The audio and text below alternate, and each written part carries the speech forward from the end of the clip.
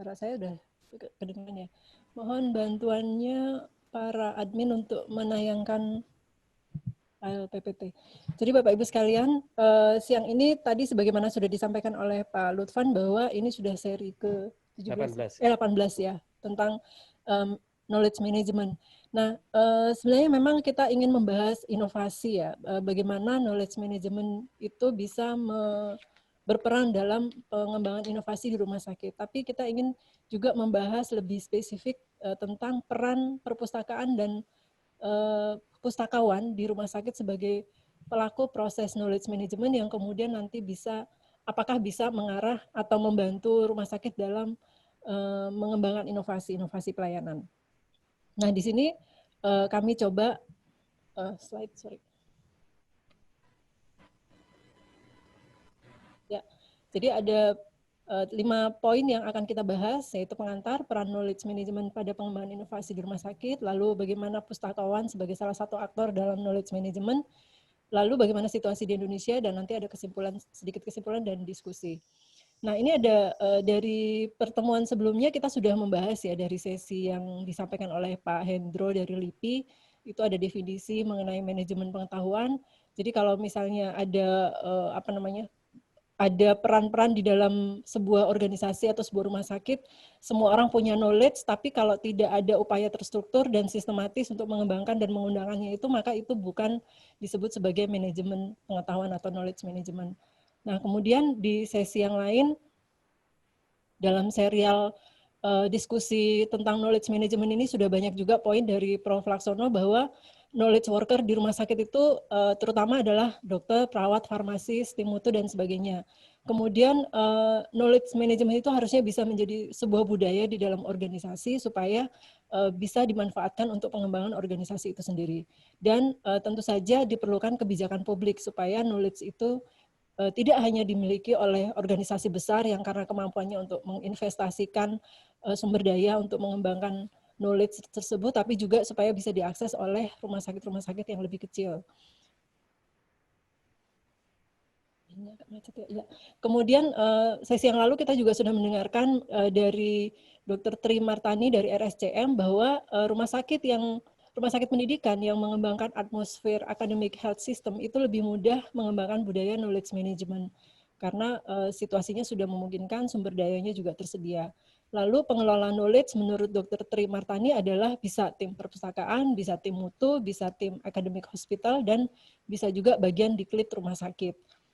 Nah, sedangkan kalau kita lihat dari teorinya, ada knowledge pyramid yang bagian dasarnya itu adalah berupa data atau informasi teknologi.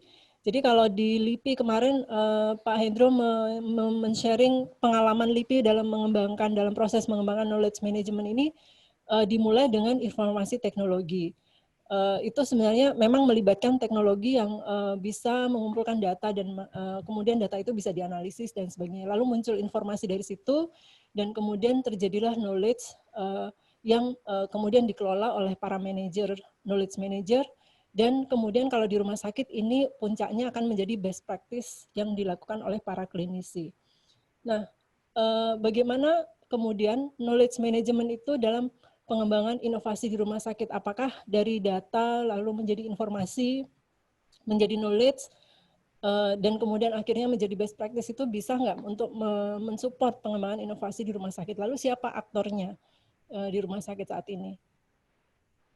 Ini akan menjadi pertanyaan diskusi, tapi kemudian saya mencoba untuk mencari di mana, karena kami sendiri memang belum pernah melakukan riset khusus terkait dengan knowledge management ini, maka kami mencoba melakukan studi literatur bagaimana sebenarnya knowledge management ini dalam mendukung pengembangan inovasi di rumah sakit.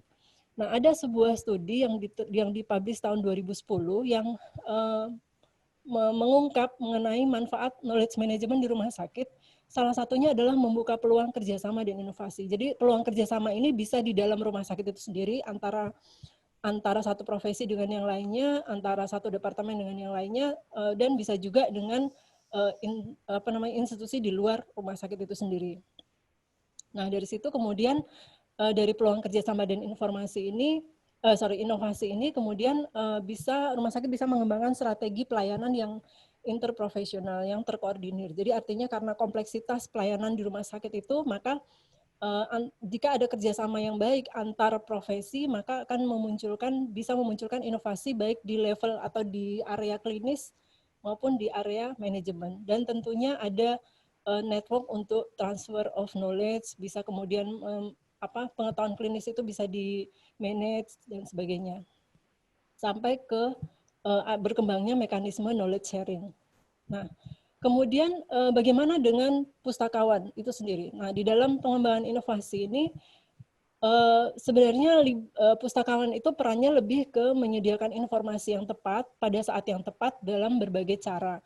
Nah, informasi dan berbagai data yang disediakan oleh pustakawan ini bisa terbukti dalam sebuah studi bahwa bisa meningkatkan efektivitas staf medis dan rumah sakit. Kemudian bisa mengoptimalkan penanganan pada pasien, meningkatkan outcomes dan meningkatkan kepuasan pasien dan keluarga. Kemudian, karena berdasarkan pada hal itu, maka peneliti dalam hal ini Holtz dan teman-temannya menyarankan bahwa harusnya staf rumah sakit perlu punya akses ke pustakawan profesional supaya fungsi-fungsi atau manfaat tersebut bisa didapat oleh rumah sakit.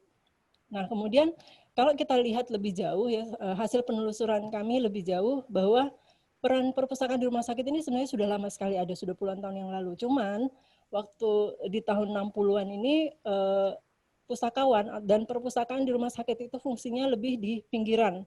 Jadi dia hanya semacam pelengkap saja di rumah sakit, sedangkan harapannya pustakawan dan perpustakaan ini bisa mensupport ke dalam inti pelayanan, mensupport para klinisi dalam pengambilan keputusan klinis yang lebih baik dan berbasis bukti. Nah, lalu pada riset-riset selanjutnya, pada publikasi selanjutnya di awal tahun 90-an itu sudah mulai muncul mengenai kinerja perpustakaan rumah sakit dan dampaknya terhadap mutu layanan. Tapi ini belum pernah dievaluasi. Nah, di sini mulai terlihat bahwa para pustakawan ini punya peranan yang lebih besar daripada dekade sebelumnya. Di sini pustakawan bisa membantu klinisi dalam mencari literatur yang lebih baru, sehingga klinisi punya perspektif yang berubah tentang bagaimana cara mereka dalam menangani pasien. Kemudian pada penelitian yang di dekade selanjutnya, ternyata peran pustakawan ini bisa lebih luas lagi.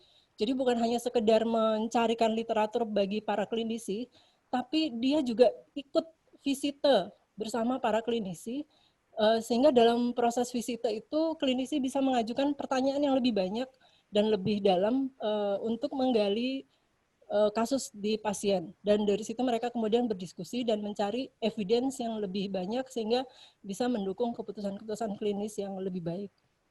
Nah, di sini sehingga ada istilah yang namanya clinical medical librarian. Jadi dia ikut visite, ikut membuat summary gitu ya, evidence brief. Nah, di sini kemudian peran pustakawan itu ternyata sangat penting dalam membantu para klinisi.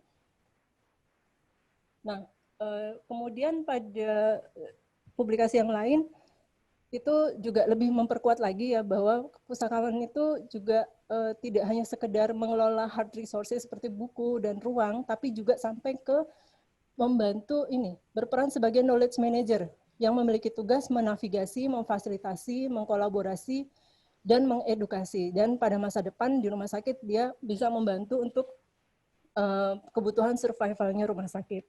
Lalu seorang pustakawan juga harus ahli dalam mengelola pengetahuan baik yang sifatnya eksplisit maupun tacit knowledge. Nah, di National Health Service ya dia diuraikan lagi lebih jauh, lebih teknis mengenai job desk-nya dan peran seorang library peran library di rumah sakit dan peran seorang knowledge service manager. Jadi di sini sudah jelas sekali bahwa yang terkait dengan urusan knowledge itu ada yang mengelola dan pustakawan bisa menjadi yang berperan di sini. Nah, kemudian lebih spesifik lagi ada yang namanya clinical librarian di NHS itu, dia mengikuti clinical meetings, kemudian membantu atau ya bersama dengan staf klinis ya, melakukan visite ke pasien, kemudian juga mencari literatur dan membantu untuk menemukan jika ada evidence gaps antara apa yang diketahui saat ini dengan apa yang ada di publikasi-publikasi terbaru yang berhasil dia dapatkan. Nah, kemudian sehingga di situ fungsi pustakawan ini cukup krusial ya, cukup terpusat gitu di dalam knowledge management. Dia bisa berada di knowledge intersection karena di dalam tadi ronde visite ke pasien itu bisa melibatkan berbagai profesi dan pustakawan ini bisa berperan sebagai bisa berada pada posisi yang intersection tadi, jadi menghubungkan antar berbagai keilmuan gitu ya dalam hal literatur terbarunya. Nah, bagaimana dengan situasi di Indonesia? Ini kami pengamatan sekilas ya, jadi bukan hasil riset yang sistematis dan mendalam, tetapi berdasarkan pada observasi sekilas saja dengan menggali informasi dari beberapa orang yang terkait atau terlibat dalam sebuah rumah sakit. Untuk di rumah sakit pendidikan, ini kami gali dari perspektif peserta didik. Jadi sebagai peserta didik, itu hampir tidak pernah menggunakan perpustakaan yang ada di rumah sakit pendidikan. Jadi kebutuhan untuk referensi ilmiah itu lebih banyak diakses pada perpustakaan di kampus atau di fakultas. Kalau di rumah sakit pendidikan itu perpustakaannya karena tidak pernah mengakses, jadi hanya berhubungan dengan perpustakaan rumah sakit itu hanya pada saat mengurus surat bebas perpustakaan sebelum lulus gitu ya. Nah, di rumah sakit akademik, di satu rumah sakit akademik itu staf yang bersangkutan mengaku bahwa belum ada memang peran yang orang yang berperan sebagai knowledge manager, dan database-nya itu terhubung dengan universitas. Jadi kalau misalnya ada membutuhkan referensi ilmiah, maka yang diakses sebenarnya adalah perpustakaan kampus gitu ya, perpustakaan universitas. Kemudian di rumah sakit akademik yang lain, pustakawan itu tugasnya lebih ke mengelola tadi hard copy ya dari referensinya, bukan hard copy, hard science-nya atau apa. Jadi yang lebih ke bagaimana dia membantu mahasiswa yang biasa datang untuk mengakses jurnal, kemudian kalau ada mahasiswa yang sudah selesai tesis atau skripsinya untuk distorkan ke perpustakaan dan sebagainya. Jadi hal-hal semacam itu. Jadi masih peran yang konvensional kalau menurut literatur tadi. Nah, di RSUD ini lebih tidak terlihat lagi peran perpustakaan. Jadi kalau di rumah sakit A itu belum ada budaya membaca referensi terbaru, diskusinya membahas kasus itu juga tidak banyak. Kemudian apalagi di era pandemik ini, di mana pertemuan fisik itu jauh berkurang, sehingga pertemuan-pertemuan yang membahas kasus sehari-hari di rumah sakit saja juga jarang dilakukan, apalagi yang rutin untuk membahas update klinik gitu ya. Nah, di rumah sakit B itu malah tidak ada perpustakaan sama sekali. Jadi kalau klinisinya membutuhkan update, ya mencari sendiri dengan sumber daya yang dimiliki sendiri.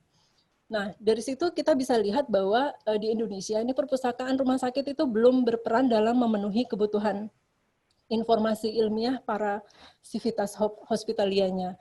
Dan ada banyak kemungkinan yang menjadi penyebabnya, yaitu misalnya belum optimalnya perpustakaan dan pustakawan di rumah sakit itu misalnya karena koleksinya kurang update, tidak ada atau sedikit sekali koleksi dari jurnal yang non-free ya. Kalau free access kan kita bisa akses dari mana saja dengan gadget pribadi, tapi kalau yang berbayar atau berlangganan, nah itu mestinya bisa diakses dari perpustakaan institusi, misalnya di kampus atau di rumah sakit. Lalu mungkin juga situasinya kurang nyaman karena fasilitasnya kurang terawat, terpelihara sehingga terkesan seadanya. Kemudian mungkin kalau bagi para peserta didik ini lebih suka mengakses referensi dari perpustakaan kecil yang ada di bagian masing-masing sambil bersosialisasi dengan dosen atau staf dan peserta didik lain gitu ya. Jadi kalau di perpustakaan yang di level rumah sakit itu mungkin jarang atau hampir tidak pernah diakses. Nah, dari situ kami bisa menyimpulkan bahwa sebenarnya untuk profesi clinical medical librarians ini sudah berkembang, sudah cukup berkembang, tapi di Amerika dan di UK kalau kita lihat dari berbagai publikasi tadi. Dan itu sudah cukup banyak dimanfaatkan untuk membantu peningkatan pelayanan klinis pada pasien. Nah, kemudian keterlibatan pustakawan ini mampu memperbaiki mutu keputusan klinis seperti saat klinisi memilih obat, memilih jenis pemeriksaan, menentukan apakah pasiennya perlu dioperasi atau tidak, dan sebagainya. Tapi belum ada evidence mengenai keterlibatan pustakawan rumah sakit ini dalam pengembangan inovasi produk layanan di rumah sakit.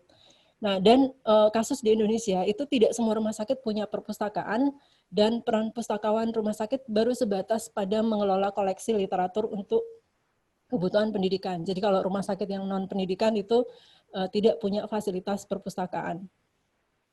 Nah, untuk itu kami mencoba mengajak Bapak Ibu untuk berdiskusi lebih lanjut dengan situasi seperti itu, dan sebenarnya ada potensi-potensi yang belum dimanfaatkan secara optimal di Indonesia ya, entah karena sumber daya dan sebagainya. Ada pertanyaan bahwa apakah knowledge manager ini bisa diperankan oleh pustakawan di rumah sakit. Kemudian rumah sakit mana saja yang perpustakaan dan pustakawannya sudah siap untuk menjalankan peran tersebut. Nah, ini kami rasa banyak dari rumah sakit pendidikan mungkin sudah mulai bisa diarahkan ke sini. Kalau rumah sakit non pendidikan sepertinya belum punya sumber daya yang cukup untuk itu. Nah, pertanyaan penting lainnya adalah apakah pustakawan rumah sakit ini bisa mendukung proses lahirnya inovasi pelayanan, karena dari berbagai hasil penelusuran literatur itu kita belum menemukan adanya evidence yang menunjukkan bahwa pustakawan sudah mendukung proses lahirnya inovasi pelayanan. Jika pustakawan ini ditempatkan sebagai seorang knowledge management, sebagaimana yang terjadi di berbagai rumah sakit di Amerika dan di UK tadi, dia lebih banyak mensupport ke arah perbaikan mutu pelayanan. Jadi tidak berbicara mengenai inovasi pelayanan. Mungkin itu yang bisa kami sampaikan pada kesempatan siang hari ini. Lebih dan kurangnya mohon dimaafkan. Saya kembalikan kepada Pak Moderator. Terima kasih.